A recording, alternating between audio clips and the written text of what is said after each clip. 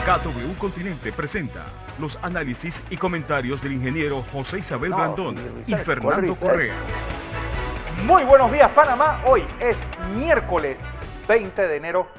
Bueno, una noche larga con la llegada de esta vacuna de las primeras 12.600 dosis. Recuerden que van a ser 6.000 panameños los primeros que van a recibirlas. ¿Por qué? Porque recuerden que esta vacuna necesita doble dosis. ¿Cómo va a ser el paso? Bueno, más adelante vamos a tener más información de las fases que se han dicho, quiénes son susceptibles de recibir la vacuna en cada fase, donde la única que rompe un poco el molde va a ser esa de Johnson & Johnson, que va exclusivamente hacia lugares recónditos de nuestro territorio y hacia las comarcas. Recuerden que esa sí es de una sola dosis.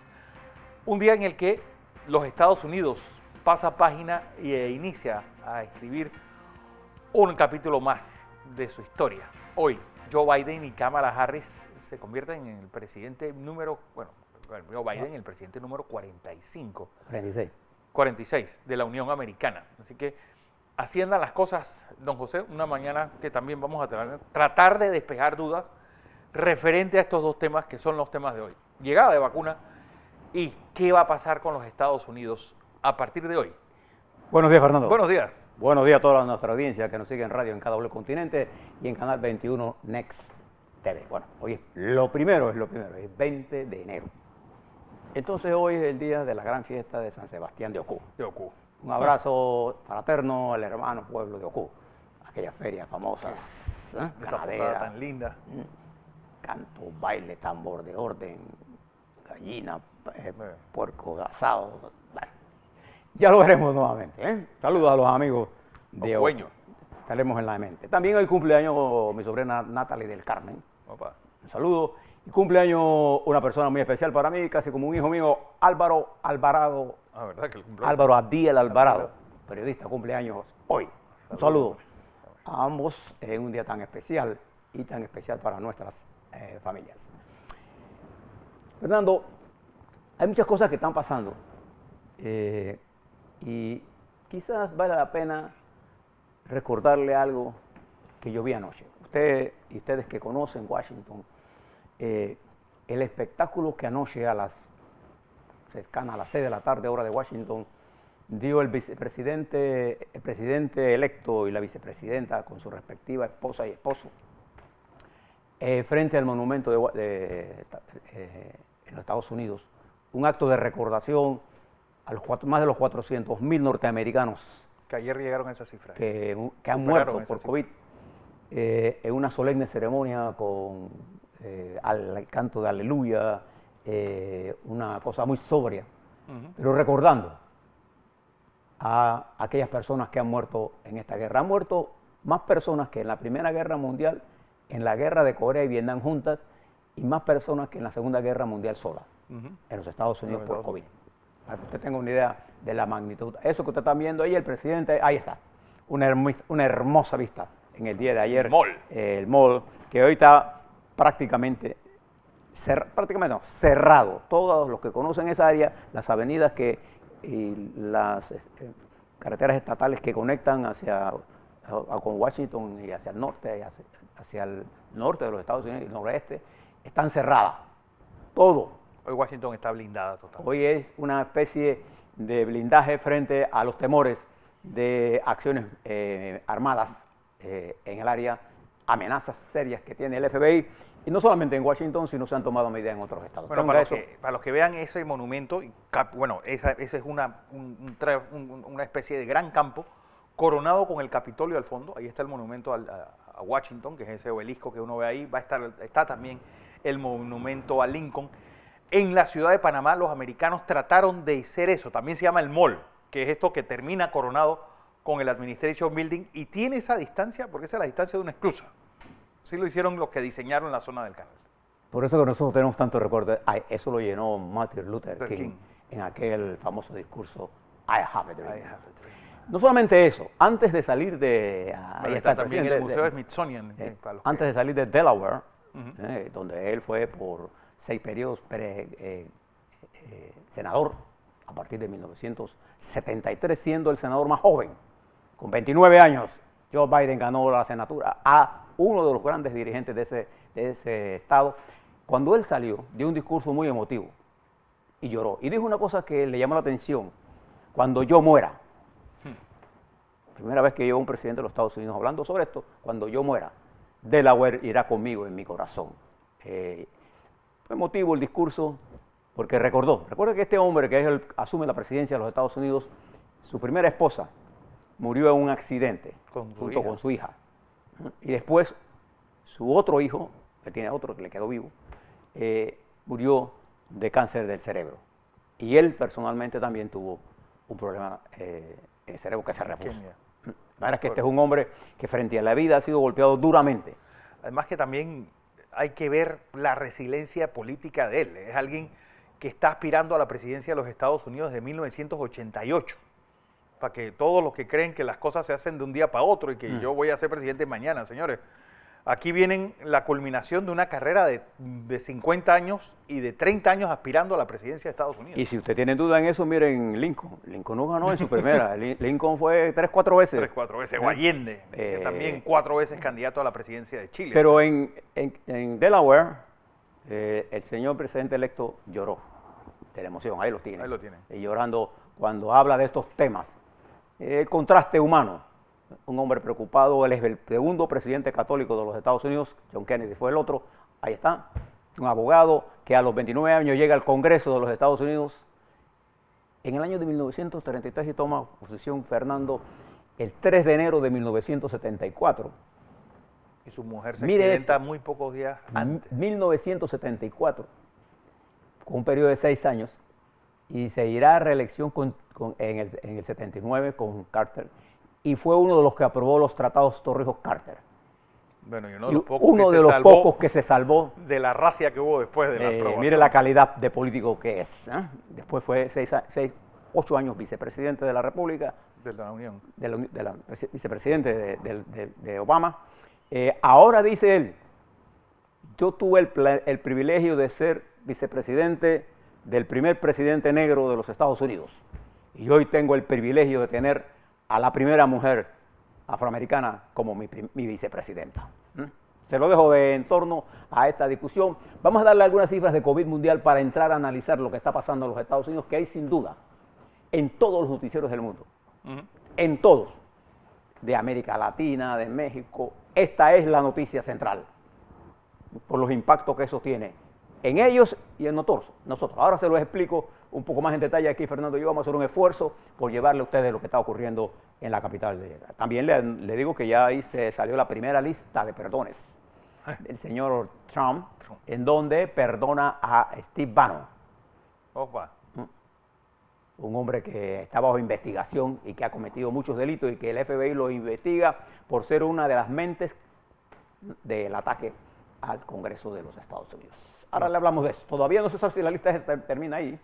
No, porque decían que eran 100 personas. Y no hay 78 hasta este momento. Hasta este momento. Veamos lo que está pasando en el mundo del COVID a nivel mundial. 96.903.488 casos se reportan en el mundo, 2.080.524 fallecidos. Hay 27.198.988 casos activos con una tasa de letalidad de 2.15. Los Estados Unidos, Fernando, tiene una Estados proyección. Unidos hoy, como habíamos avanzado, pues ya supera los fallecidos. Hoy Estados Unidos amanece con 24.809.789 casos totales, 9.606.554 casos activos. Hay 411.520 fallecidos, 1.66 de tasa de letalidad, 75.825 casos por millón de habitantes. Ayer se confirmó en los Estados Unidos que la cifra de 400.000 había sido superada.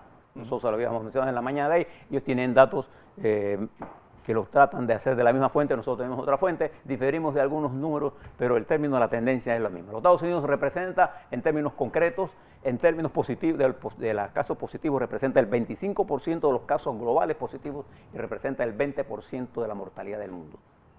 Eso es un país que solo tiene el 5% de la población global. Los casos más graves están en Inglaterra, en donde ayer se reportó más de 1.475 muertos.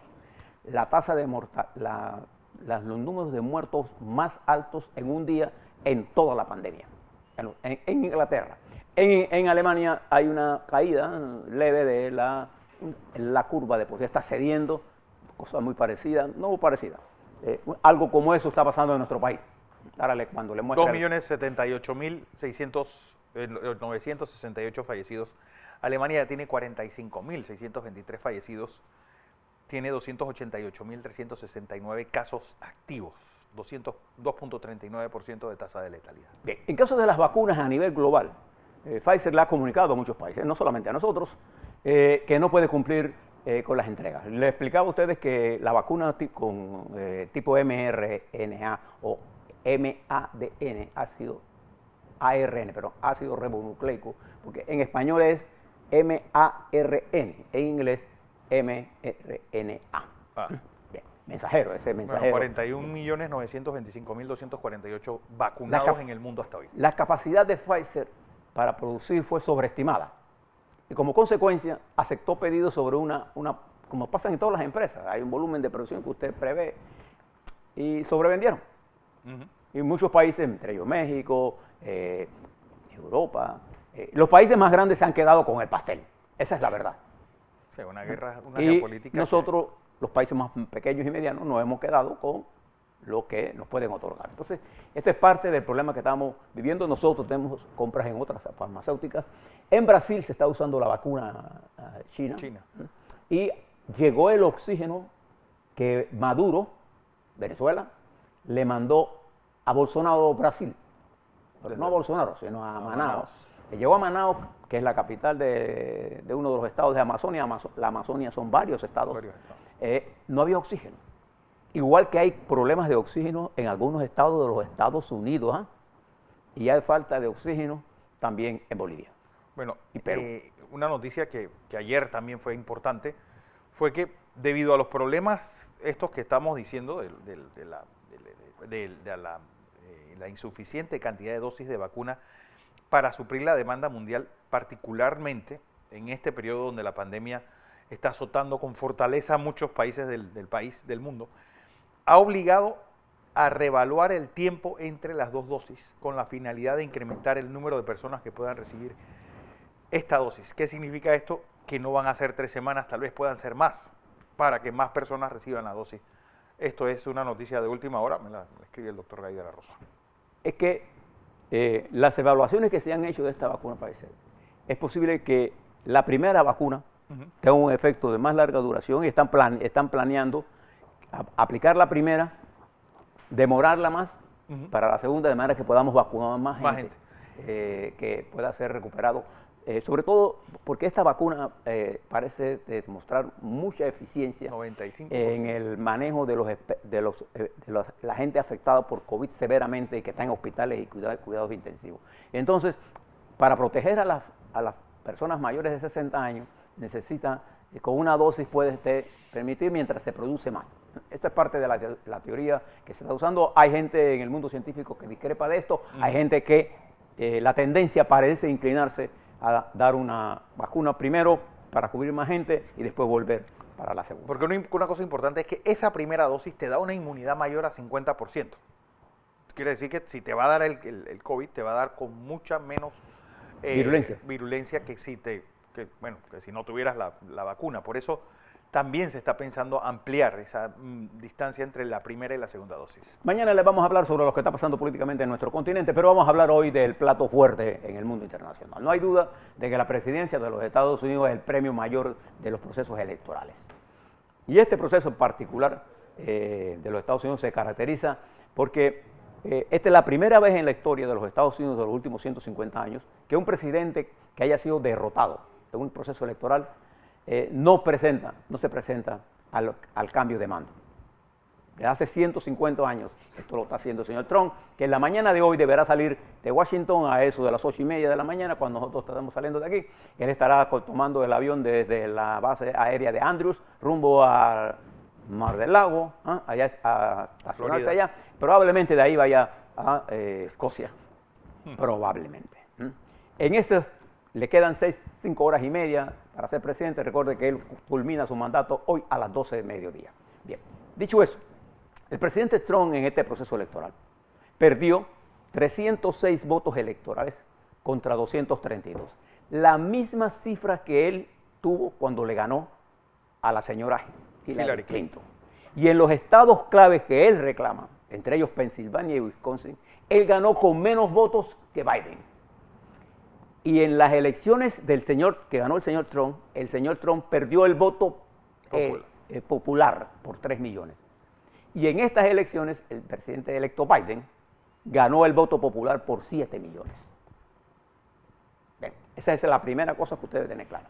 Segundo, todas las objeciones legales que presentó Donald Trump fueron rechazadas por las cortes estatales, federales del estado y nacionales federales, en la que la mayoría de los jueces habían sido puestos en la administración republicana y particularmente en Trump. Hablo del caso de Pensilvania, Wisconsin, Georgia y la Corte Suprema de Justicia, en la que él puso 3 de los miembros de la Corte Suprema. La Corte Suprema de Justicia rechazó, ¿se acuerdan? Aquella atrevida propuesta de un fiscal general de Texas, que junto con 130 representantes pensaban anular 5 votaciones, y la Corte le dijo que eso era absolutamente imposible porque no habían presentado ninguna prueba. Que por cierto, era Texas, el procurador de Texas, pero no pedía la anulación de las elecciones en Texas, en otros estados. Sí, no, pero además, solo la presidencial, donde ellos ganaron, no. Entonces, no se trata de que fueron procuradores demócratas, jueces demócratas, pero jueces republicanos que no responden, una vez que son nombrados jueces, a la línea del que los nombró, sino a la ley y a la Constitución. Él fue derrotado, el señor Trump fue derrotado jurídicamente en todas las instancias de los tribunales de los Estados Unidos. Fue derrotado. E incluso, en la mayoría, como en el caso de Georgia, las autoridades estatales de Georgia, desde el gobernador a los que administraban el proceso electoral, eran republicanos. Y uno de los grandes problemas que va a enfrentar el presidente Trump cuando deje de ser presidente al mediodía de hoy, será expresidente, aunque no existe en los Estados Unidos, pero será expresidente. Bueno. Fue el ataque violento que hizo contra el secretario de Estado del estado de Georgia. Y él precipitó la pérdida republicana de los 2 senadores que hubiera tenido el Senado mayoría republicana, y ahora está empate 50-50 con una desempate que hace la señora Kamala Harris, de manera que los demócratas tienen una mayoría leve, pero de 51 contra 50. Eso se lo deben a la tosudez de este presidente. Bien, el proceso electoral se caracterizó por la serie de mentiras permanentes que antes de las elecciones y postelecciones el presidente Trump decía. Él decía que si él no ganaba, las elecciones estaban robadas, se le iban a robar. Pero si él ganaba, no. ¿Desde cuándo la democracia funciona así, sí, Fernando? Y en realidad, para los que estudiamos la política, la fuerza dominante del proceso electoral de los Estados Unidos fue el COVID-19. Sí, esa fue la fuerza dominante. La negación permanente del presidente Trump, el olvido que hizo de la sociedad norteamericana, el desprecio a la ciencia, el desprecio a las medidas y la falta de solidaridad con los muertos. No, esto se acaba. Desde febrero se estaba acabando, en marzo se estaba acabando, en abril se estaba acabando, la vacuna viene en octubre, la vacuna está lista. Cuando vino la vacuna, que fue un logro importante, ya la había perdido y él estaba más enfocado en que había perdido las elecciones. Y esto lo desembocó a una guerra de mentiras permanentes y puso a los Estados Unidos en 2 mitades, con la cabeza en manos de los extremistas blancos de los Estados Unidos, respaldándolo a él. Y eso llevó a los actos del 6 de enero, nunca visto en los Estados Unidos. Bueno, también hay que tomar en cuenta, José, y yo creo que es importante, porque todo este movimiento Black Lives Matter, todo lo que hubo también, esa radicalización del Partido Demócrata, yo creo que también fue un elemento catalizador en un problema que tiene Estados Unidos, que se quedó sin centro y con los 2 partidos radicalizados. La única diferencia entre el Black Lives Matter es que ellos nunca asaltaron ni un edificio federal. Bueno, nunca. Usaron tiendas y cosas, pero... Nunca. Lo que pasó en esto es que Trump radicalizó la sociedad norteamericana. Eso es. Y hizo que la gente se interesara más en votar. Y el movimiento negro y de minorías de los Estados Unidos se movilizó para votar más. Y decidió la estrategia de votar por correo para no ser enfrentados Sí, en las calles. En las urnas. Y la gente que votó por correo votó más por los demócratas que por los republicanos. Porque También, los republicanos tienen la tendencia a votar en presencia. también un partido tradicionalmente agrícola, como lo era el Partido Demócrata, se convirtió en un partido urbano. Ocurrió lo contrario. Y recuerde que el sistema norteamericano de voto electoral está diseñado desde hace más de 200 años. Y está diseñado para mantener la hegemonía de representación de los intereses, principalmente rurales, que tienen mayor representatividad que población tienen. Sí. O sea, los votos electorales en los Estados Unidos están repartidos desproporcionalmente al número de la población. Exactamente. Eso es un problema de ellos. Sí.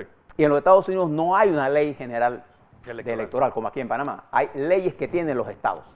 Otra cosa importante de esta presidencia es, uno, había esa frase napoleónica de cuando China despierte el mundo temblará. Bueno, China despertó y en esta presidencia, en este periodo de Joe Biden, es cuando China se convertirá en la primera potencia económica del mundo.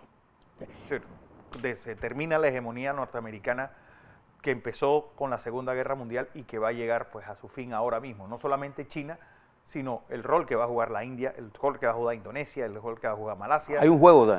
Es decir, un nuevo juego que es el que vamos a ver sobre todo al final de esta década. Un nuevo de ajedrez, un nuevo gambito de reina. Un gambito de reina. Nuevas jugadas se requieren. Bien, en términos generales, el presidente de los Estados Unidos que tomará posesión hoy a las 12 del día y a partir de ese momento, Joe Biden se convertirá en el presidente número 46 con la primera mujer de vicepresidenta. Es la primera vez que pasa eso en los Estados Unidos.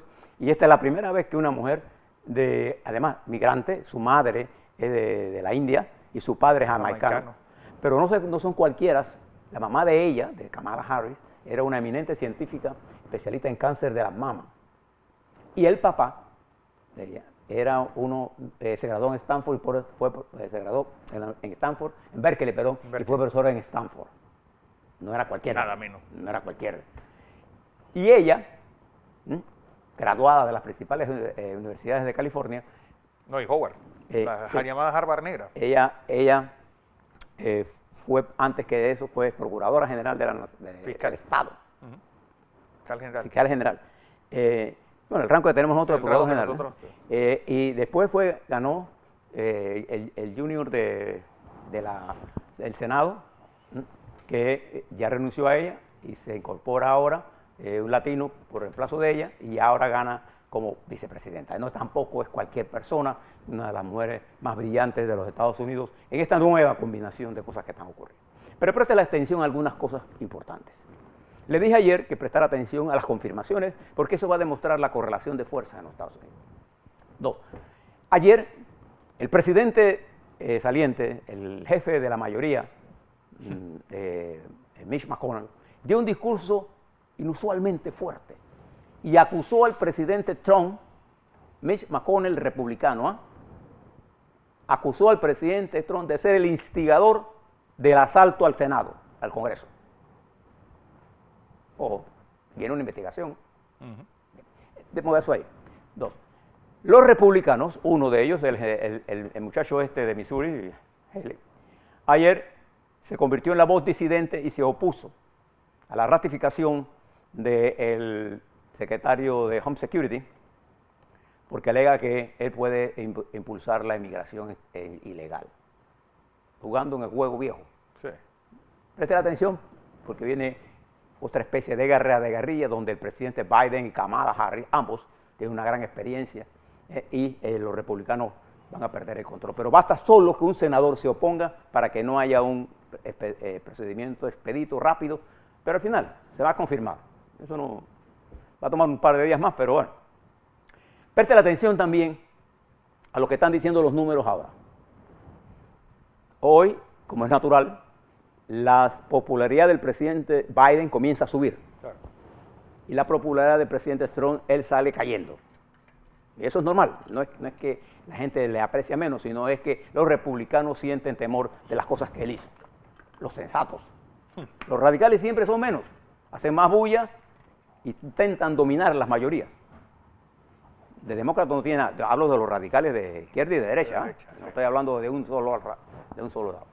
Por eso es que el mainstream es el que define el mundo. Entonces, ¿qué será la suerte del Partido Republicano? ¿Se escindirá? ¿Tendrá Trump la capacidad, ahora sin poder?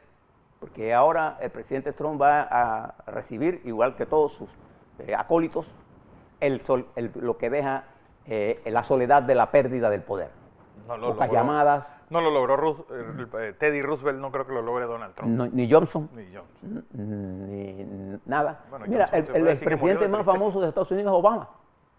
El de mayor... y antes del Clinton. Sí.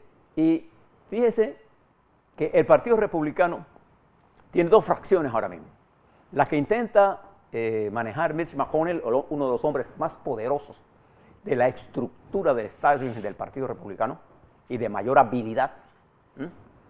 Ese es un hombre que él tiene que prestar atención, que maneja los principios del Partido Republicano: austeridad del gasto, familia, en fin, migración dura, etc. Los principios del Partido Republicano, partido que liderizó también Lincoln, no nos engañemos, Eisenhower y Ronald Reagan, para darle algunos ejemplos. El partido de los principios versus el partido del trumpismo. Usted recuerda aquella famosa frase del hijo del señor Trump, que decía, en forma atrevida e irresponsable: el Partido Republicano ya no es el de ustedes, le decía a los republicanos. Este es el Partido Republicano de Donald Trump, porque ellos hicieron una toma hostil del partido. Eso no es entender la vida política. ¿Puede producirse una decisión del Partido Republicano? Podría darse. Pero las aguas van a comenzar a bajar. Fíjense la situación que enfrenta el presidente de los Estados Unidos, y ahora póngase en los zapatos de él. El presidente de los Estados Unidos enfrenta crisis simultáneas, poderosas. Por eso que sus primeros decretos van a ser devolverle al mundo el criterio de que la política exterior de Trump se acabó. Y una de las primeras cosas que va a hacer el presidente en el día de hoy va a ser firmar un decreto en la que reintegra a los Estados Unidos al acuerdo de la cumbre climática de París. Esa es la primera cosa que va a hacer. Y la segunda, otro anulando la veda migratoria que el señor Trump le hizo a países musulmanes. Es un claro evento de racismo. Otra, enviar al Congreso de los Estados Unidos una ley de estímulo de 1.9 trillones de dólares, que tiene como intención una formulación interna completamente diferente a la concepción de Trump. Aquí va dinero para los estados y manejar la vacunación, dinero para los gobiernos locales y el fortalecimiento de los gobiernos locales, para los pequeños, medianos empresarios, para mantener los programas de becas, mantener el programa de hipotecas y pagar las hipotecas, y $2.000 de apoyo a las familias norteamericanas, con ingresos menores de $75.000. Es un paquete que apuesta, ¿no?, a una diferencia sustancial entre el modo de ver Trump y el modo de ver Biden. Los republicanos tienen cosas que le interesarían, por eso que el señor McConnell nunca llevó esta propuesta de los demócratas en la Cámara a votación al Senado. Pero esto será el inicio. ¿Dónde va a tener el señor Biden su problema? Necesita la ratificación importante de los primeros ministros de Estados Unidos. ¿Cuáles son los primeros ministros? El ministro, la señora que se encarga, Haynes, de la seguridad, necesita instalar esto, porque no puede haber un vacío de poder. Y con esta objeción de este caballerito de Missouri, que intenta él, que tiene ambiciones presidenciales, él es convertirse en el Trump de mañana. Ahí hay un pichón de dictador. La estructura lo va a tumbar, porque aspirar a presidente de los Estados Unidos hay muchos. Pero quizás una de las cosas que usted tiene que mirar hoy va a ser cómo se transfiere. Usted va a ver dos hombres, cuando esté viendo la ceremonia, dos hombres vestidos de uniforme militar detrás de una pilastra, con maletines. Uno con maletín, otro sin maletín. Tradicionalmente, este es el intercambio de los maletines, de los botones nucleares. Tradicionalmente, el presidente saliente, en este caso Obama contra Trump, para darle el último ejemplo, Obama se paraba al lado del que tenía el maletín Y Trump separaba al que no lo tenía, al lado del militar, y el que tenía se lo pasaba, y entonces le daba la mano Obama a Trump. Trump no está allí, entonces vamos a ver quién está en esa ceremonia. Porque esta es una ceremonia simbólica. Esta es la primera vez que la primera dama de los Estados Unidos nos invita a la primera dama entrante a visitar la Casa Blanca. La Casa Blanca. Esta es la primera vez que el presidente, hace 150 años, no invita al presidente a caminar la Casa Blanca, que no asiste. Ni siquiera. Como un chiquillo regañado. Se va. Pero queda también qué va a pasar con el impeachment al presidente. Y va a haber toda una serie. No acaban los problemas. No solamente COVID será el problema para él, porque ellos todavía no saben qué le ha dejado Trump. Sí. Dos, la economía. Y la señora Yellen ayer planteaba con claridad, necesitamos fuertes estímulos. Y eso hizo que la bolsa se disparara. Hay una cosa importante, porque Trump pensaba que yo saliendo la bolsa se cae. Bueno, ayer la bolsa subió. Porque recuerde que Wall Street es una cosa y el mainstream es otra cosa. Preste la atención a la política exterior. Nos vamos a mover en un gobierno con más tendencia, esa es la palabra que uso, a buscar apoyo multilateral Sí. en nuestra región y particularmente en América Latina. Ahí queda un Bolsonaro que quiere ser la imagen de Trump. Bueno, ahora va a quedar aislado de... En la economía más grande de América Latina. Y que ahora tiene que buscar respaldo de China y de Venezuela.